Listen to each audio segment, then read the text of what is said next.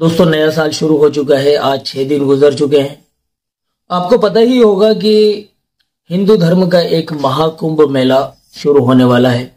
उसकी डेट है शायद 13 जनवरी। 13 जनवरी से स्टार्ट होने वाला है। लेकिन ये महाकुंभ का मेला शुरू होने से पहले ही एक बंदा जिसका नाम नासिर पठान है, वो एक सोशल मीडिया पर, इंस्टाग्राम पर एक पोस्ट लिखता है कि इस कुंभ के मेले में एक ऐसा ब्लास्ट होने वाला है कि जिसमें कम से कम 1000 लोग मारे जाएंगे। वैसी जो इंस्टाग्राम की पोस्ट थी, इस पोस्ट के डलने के बाद में और जो गोदी मीडिया का नंगा नाच शुरू हुआ है, गंदा खेल शुरू हुआ है। जिहादियों ने कुंभ को बम से उड़ाने की साजिश रची। जिहादियों ने ये करा, वो करा, फलाना ढिमकाना। मुसलमानों को टारगेट करने के लिए उन्होंने अपनी कमर कस ली। दोस्तों, गोदी मीडिया के पास चंद मुद्दे ही हैं, बस उनको वो मिल जाए, समझ लीजिए उनकी रोजी रोटी का इंतजाम हो गया। लेकिन दोस्तों, आज की इस वीडियो में आपके सामने एक ऐसा खुलासा करने जा रहे हैं कि जब आप सुनेंगे कि जो नासिर पठान है आखिर कौन था, इसका असली नाम क्या है, किस जगह से बिलोंग करता है, आइए इसका दूध का दूध और पानी का पानी करते हैं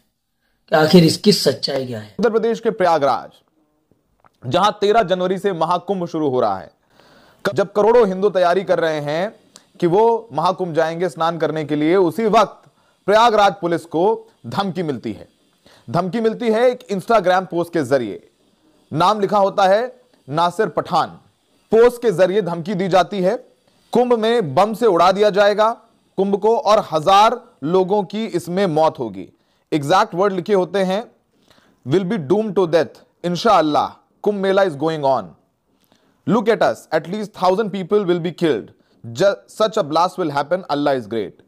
यानी इंशाअल्लाह कुंभ मेला चल रहा है और यहां पर हम ऐसा ब्लास्ट करेंगे कि कम से कम 1000 लोग मारे जाएंगे।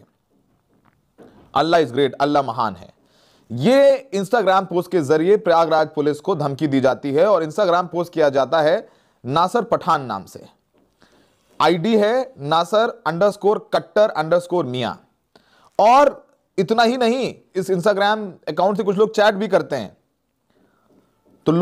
तो इंस्टाग्राम से वो जवाब भी दे रहा है कि तुम्हें जो उखाड़ना है उखाड़ लो, मैं पूर्णिया जिले का रहने वाला हूं, कहो तो पूरा एड्रेस दे दूं।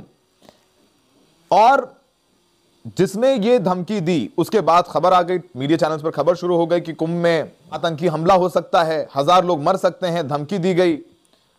सोशल मीडिया पर खबरें चलने लग जाती हैं। प्रयागराज पुलिस कहती है कि हम जांच कर रहे हैं।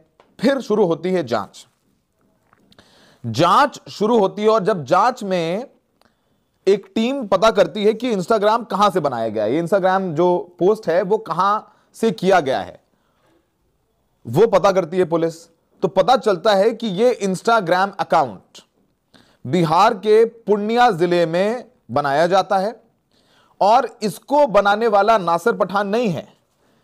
इस इंस्टाग्राम अकाउंट को बनाने वाला है लड़का, उसका नाम है आयुष जायसवाल। आयुष जायसवाल ये इंस्टाग्राम अकाउंट बनाता है और जानबूझ करके एक मुस्लिम नेम का इस्तेमाल करता है जिसका नाम है नासिर पठान, और आतंकी हमले की धमकी देता है। पहले तो पुलिस ढूंढ रही है भाई नासिर पठान है कौन जो धमकी दे रहा है। एफआईआर दर्ज की जाती है अज्ञात के खिलाफ, धरपकड़ के लिए टीमें भेजी जाती हैं।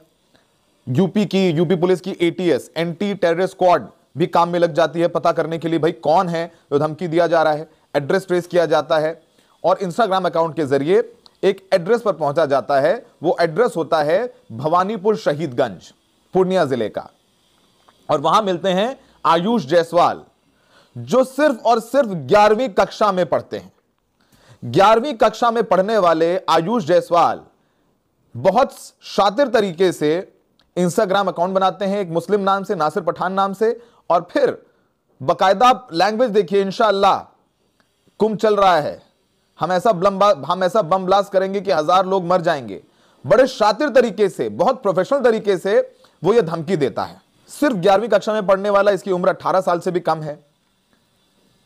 अब बताया जाता है कि ये जो आयुष जायसवाल है वो अपने एक दोस्त को फंसाना चाहता था। दोस्त को फंसाने के लिए उसने ये इंस्टाग्राम अकाउंट बनाया और प्रयागराज पुलिस को धमकी दी कि 1000 लोगों को बम से उड़ा देंगे। और पुलिस ने यह भी बताया कि यह इंस्टाग्राम पोस्ट करने के बाद आयुष जायसवाल नेपाल भाग गया। नेपाल क्यों गया, नेपाल में कहां रहा, किसके साथ गया, इस बात को पुलिस अभी जांच रही है। पुलिस का कहना है कि हो सकता है कि आयुष के साथ कुछ और लोग भी शामिल हो। आतंकी हमले की धमकी, आतंकी हमले की साजिश, और किस तरीके से आतंकी हमले की धमकी देने के लिए मुस्लिम नेम का इस्तेमाल करके एक कौम को बदनाम करने की कोशिश की जा रही है सुनियोजित तरीके से। और ऐसा नहीं है पहली बार, गौकशी के तमाम आरोपी, आपको बदनाम मुसलमान है, तमाम आरोपी जो पकड़े गए गौकशी करते हुए वो भी हिंदू निकले। अक्सर किसी मुस्लिम को फंसाने के लिए गौकशी करके किसी मुसलमान का नाम लगा देता है हिंदू। ये मामला भी मुरादाबाद में सामने आया था। पुलिस इस पूरे मामले में जांच में लग गई है और पुलिस ये भी पता कर रही है कि क्या सिर्फ और सिर्फ आयुष जायसवाल ही इसमें शामिल था, इसके साथ क्या कुछ और लोग भी शामिल हो सकते हैं। वो नेपाल क्यों चला गया, नेपाल जाकर के वो किन लोगों से मिला था। देखा दोस्तों आप लोगों ने, ये गंदा खेल चल रहा है आज के टाइम में हमारे देश में। हमारे देश में एक धर्म विशेष को लेकर इतना ज्यादा टारगेट किया जा रहा है, जहां कहीं पर भी अगर कोई गौ हत्या अगर हो जाती है, भले ही वो हिंदू ने करी हो, लेकिन वो मुसलमान को उसके अंदर फंसाने की पूरी कोशिश की जाती है। किसी भी एंगल से सिर्फ मुसलमान का नाम बदनाम होना चाहिए। मुसलमान को टारगेट करके जो मेन मुद्दे हैं उन मुद्दों से लोगों को भटकाया जाए, इसके अलावा कोई दूसरा काम नहीं कर रहे। तो आप लोगों से हमारी बस यही गुजारिश है कि कोई भी अगर आप मीडिया पर अगर या सोशल मीडिया पर कोई भी खबर अगर आप सुना करें तो उसको डबल चेक करें, उसको अच्छे से चेक करें, उसके फैक्ट को चेक करें।